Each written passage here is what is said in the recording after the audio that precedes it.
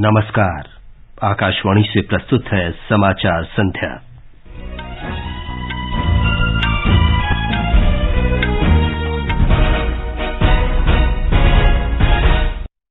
प्रधानमंत्री नरेंद्र मोदी जोशीमठ में जमीन धंसने की स्थिति की निगरानी कर रहे हैं। उन्होंने उत्तराखंड के मुख्यमंत्री को हर संभव सहायता का आश्वासन दिया। आपदा मोचन बल जोशीमठ पहुंचे, लोगों को सुरक्षित स्थानों पर पहुंचाया जा रहा है। प्रधानमंत्री कल इंदौर में प्रवासी भारतीय दिवस सम्मेलन का औपचारिक उद्घाटन करेंगे। वित्त मंत्री निर्मला सीतारामन ने राजस्थान के कोटा में 1,500 करोड़ रुपए से ज्यादा के 33,000 से अधिक ऋण स्वीकृति पत्र सौंपे। मौसम विभाग ने पंजाब, हरियाणा, उत्तर प्रदेश और दिल्ली में शीतलहर के लिए रेड अलर्ट और राजस्थान तथा बिहार के लिए ऑरेंज अलर्ट जारी किया। सूर्य कुमार यादव अंतर्राष्ट्रीय T20 मैच में सबसे तेज 1,500 रन बनाने वाले खिलाड़ी हुए।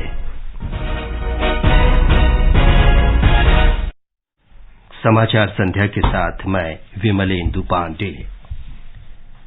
प्रधानमंत्री के प्रधान सचिव डॉक्टर पीके मिश्र ने उत्तराखंड के जोशीमठ में भूमि धंसने से उत्पन्न स्थिति की समीक्षा के लिए आज नई दिल्ली में एक उच्च स्तरीय बैठक की। बैठक में बताया गया है कि प्रधानमंत्री नरेंद्र मोदी स्थिति को लेकर चिंतित हैं और व्यक्तिगत रूप से इसकी निगरानी कर रहे हैं। प्रधानमंत्री ने राज्य के मुख्यमंत्री के साथ स्थिति की समीक्षा की। प्रधानमंत्री के प्रधान सचिव ने कहा कि तात्कालिक प्राथमिकता प्रभावित क्षेत्र में रहने वाले लोगों की सुरक्षा है।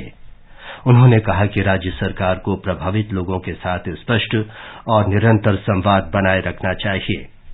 डॉक्टर पीके मिश्र ने कहा कि स्थिति को संभालने के लिए हर संभव प्रयास किए जाने चाहिए।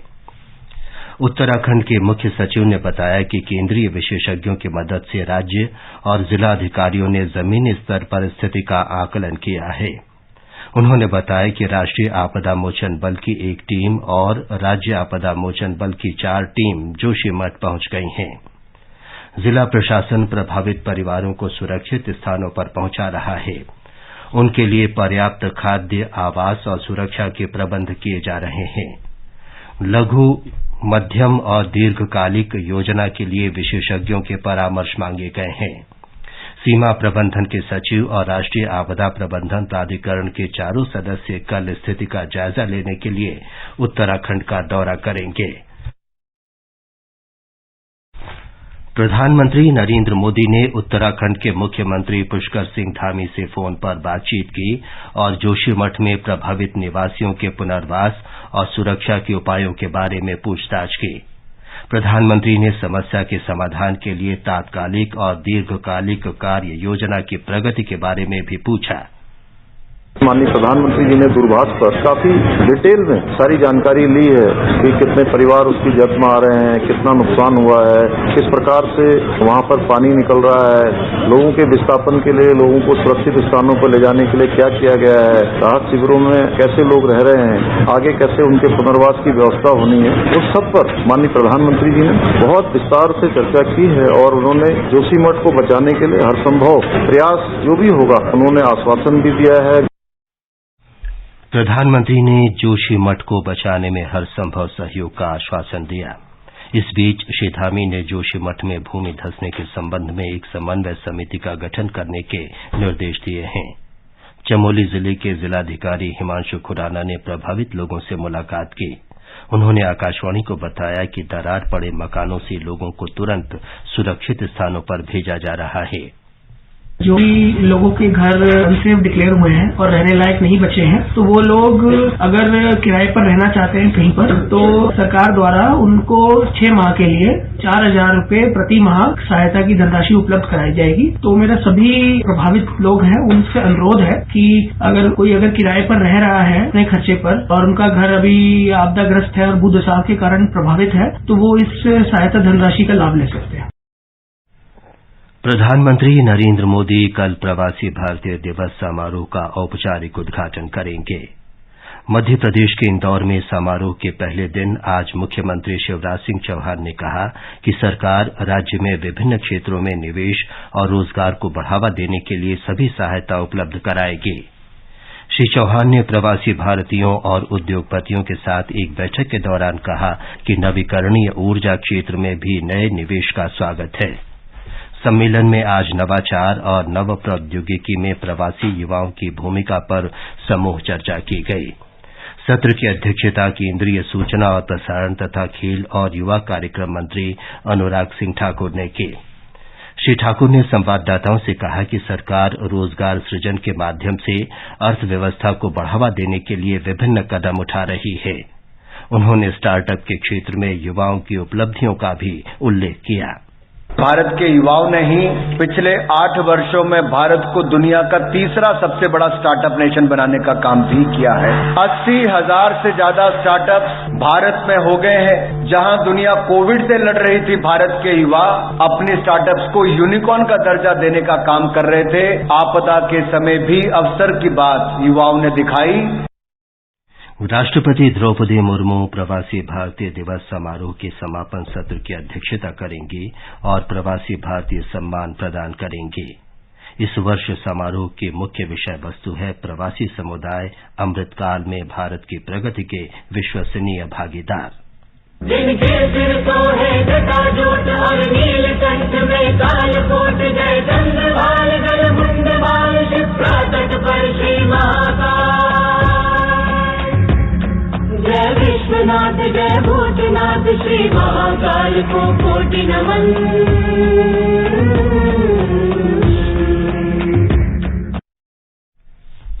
मध्य प्रदेश के मुख्यमंत्री शिवराज सिंह चौहान ने सम्मेलन के पहले दिन प्रदर्शनी का दौरा किया।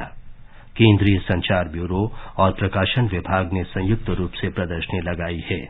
इसमें केंद्र सरकार की योजनाओं की उपलब्धियों जैसे गति शक्ति, सशक्त भारत, डिजिटल इंडिया और आजादी के अमृत महोत्सव का डिजिटल प्रदर्शन किया गया है।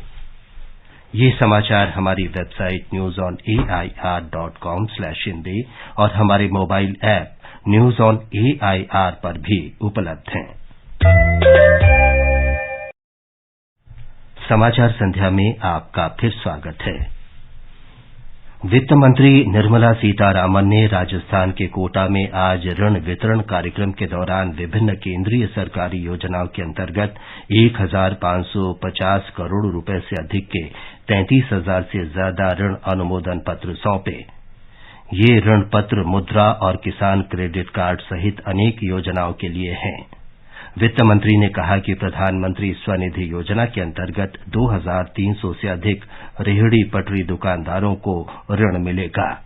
7,000 से ज्यादा लोग कोटा में पीएम स्वनिधि में 10 लाख तक लोन मिलना अभी संभव हो गया है। प्रधानमंत्री नरेंद्र मोदी जी ने पहले ही बोले कि प्रधानमंत्री जी का गारंटी है इस लोन में, इसलिए आप गारंटी के नाम पर कुछ भी कागज सामने रखने का आवश्यकता नहीं है, आपको सीधा लोन मिलता है।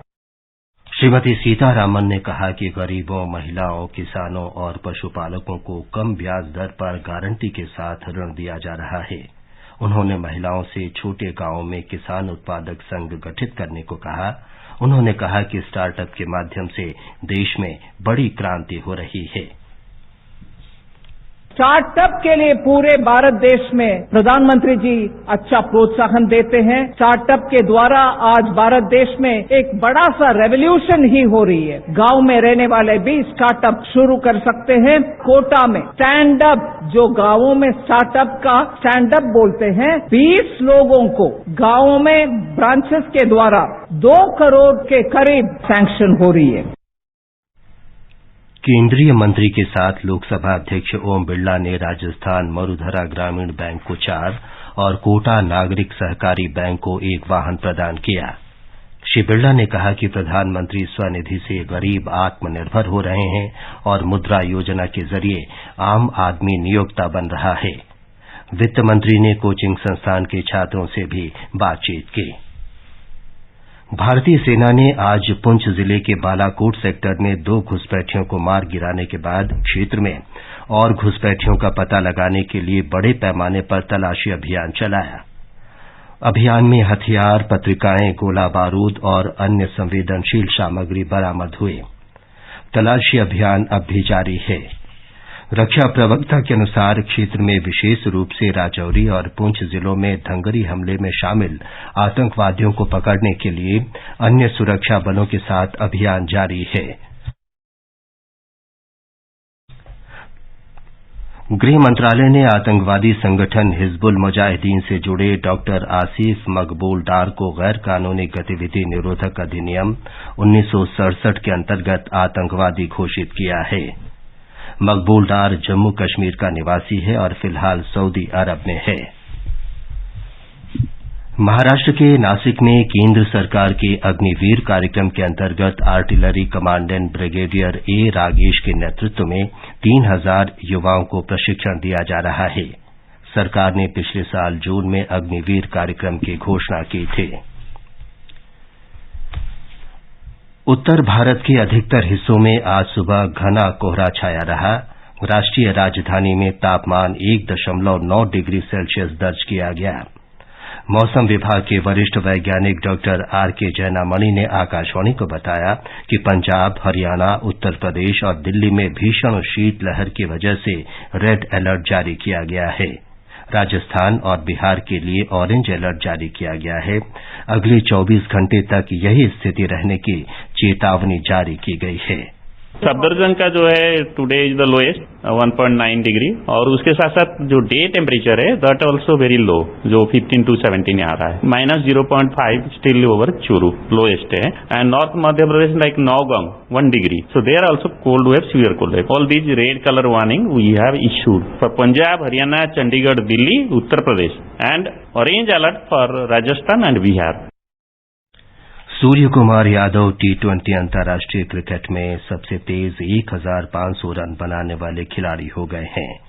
उन्होंने ये उपलब्धि 843 गेंद में हासिल की है। सूर्य कुमार ने 45 मैचों और 43 पारियों में 46.41 की औसत से 1578 रन बनाए। उनके नाम 3 शतक और 13 अर्धशतक हैं। उन्होंने 43 पारियों में ये उपलब्धि हासिल की।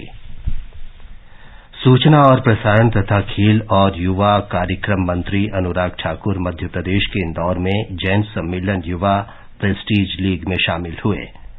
उन्होंने कहा कि देश के युवा प्रधानमंत्री नरेंद्र मोदी द्वारा दिए गए पंच प्राण को समझते हैं और देश की प्रगति में योगदान कर रहे हैं। श्री ठाकुर ने पद्मश्री से सम्मानित श्री नेमीनाथ जैन को लाइफ टाइम अचीवमेंट अवार्ड प्रदान किया और जैन समुदाय के प्रतिभावान लोगों को सम्मानित किया। सिडनी में ऑस्ट्रेलिया और दक्षिण अफ्रीका के बीच तीसरा और अंतिम क्रिकेट टेस्ट मैच ड्रॉ हो गया है। मैच के 5वें और अंतिम दिन का खेल समाप्त होने तक दक्षिण अफ्रीका ने फॉलो ऑन खेलते हुए दूसरी पारी में 206 रन बनाए। 2 बार की पूर्व चैंपियन जापान की नाओमी ओसाका ने साल के पहले grand slam Australia open tennis tournament से नाम वापस ले लिया है।